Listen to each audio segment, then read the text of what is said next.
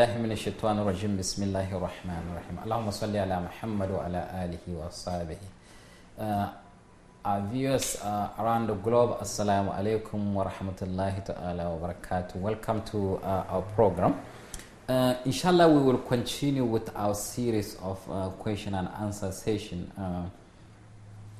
One of the questions that one of our viewers asked is about exercise program. How do you incorporate exercise into fasting? I have to say, exercise is a wonderful thing. I mean, someone has to exercise the best he or she can, because inactivity, sedentary lifestyle is one of the main causes of the epidemic of obesity that we have in many countries around the globe, and its consequences, diabetes, hypertension, and so on. So I strongly encourage myself and encourage others to exercise the best way they can, at least 30 minutes, 3 to 4 days a week, even if it's walking. This being said, back to the question, how can someone incorporate exercise during the month of Ramadan? My advice is to be aware that during Ramadan you do not have the same level of energy you have. Your caloric intake is likely to be decreased because we do not eat all the time. But beyond that, you do not have the ability to always snack and so on. Meaning, if you feel hungry, you will have to be patient till the time of breaking the fast comes. The same thing if you feel thirsty, you're not going to drink the water unless the situation is fatal. But you will be patient enough to wait till the end of the day during the time of iftar.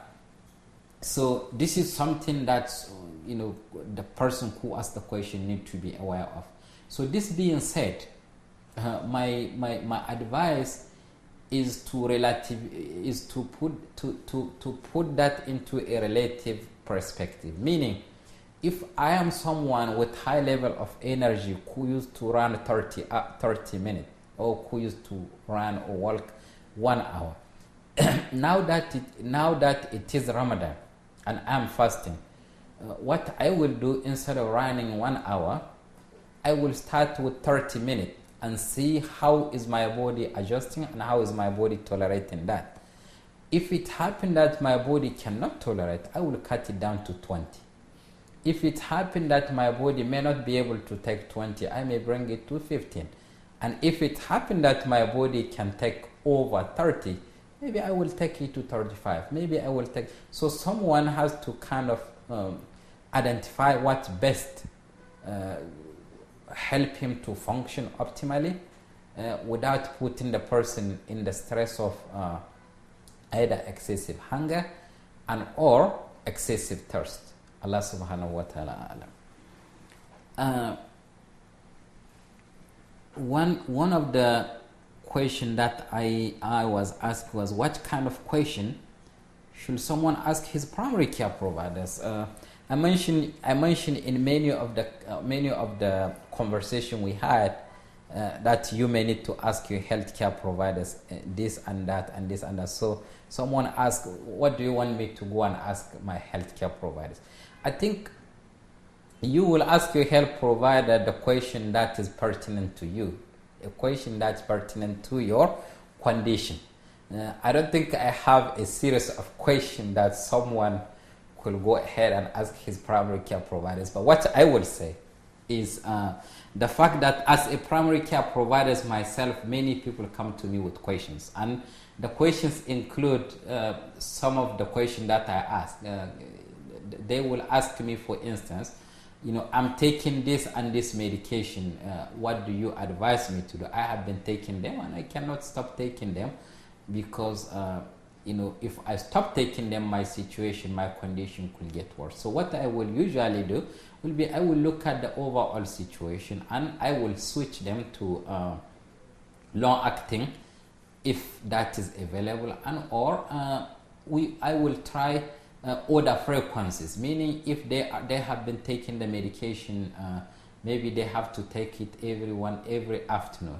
I will see if it is one medication that possibly can be taken in the evening after someone breaks his fast, and or after suhoor when someone is about to stop eating. I was also asked a question about the question is, how do you know the body is burning protein, not fat? As I mentioned, physiologically, someone who is fasting, his body will first use glycogen.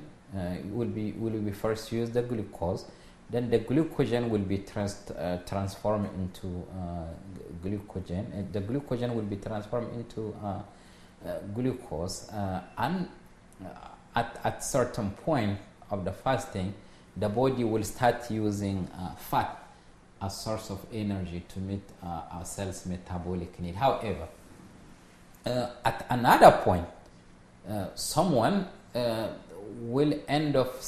body will end up start using proteins as source of energy. That will be kind of terminal stage where the body will start eating itself from the muscles. It will start using that as source of energy, and this is not a good thing. But this, I have to assure you, most of the time this will not happen for someone who is fasting on regular fast of Ramadan, which include suhoor and iftar.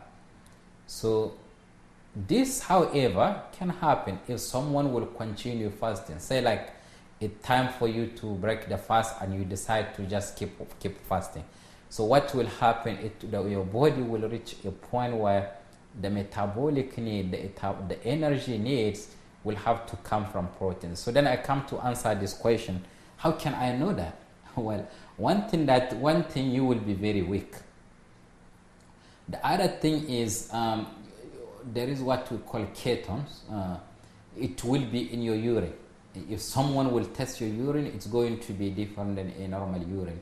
But even without that, because the question is, how do I know? I mean, somebody's breast will start changing. You will have a breast like a fruity type of smell, type of breast. So, those are the kind of circumstances that someone will show proof that he is not doing well. He reached a point of start using proteins, and that kind of person, if care is not taken properly, they're going to have some serious damage, including kidney damage. They can have some metabolic. They can have some sugar. Metabolic dysfunction, and so on. They can be seriously dehydrated. So all those, they can become unconscious. They can faint. All those are signs that eventually can happen for someone who is using proteins. That could lead to emaciation, to starvation, and this typically will not happen with someone who is just fasting, like irregular hours of fasting during the month of Ramadan. And that brings me to another question that was asked. As a doctor, how do you feel when you read the hadith about delaying the suhoor and starting the iftar early? Each time I read a hadith, I'm a happy person.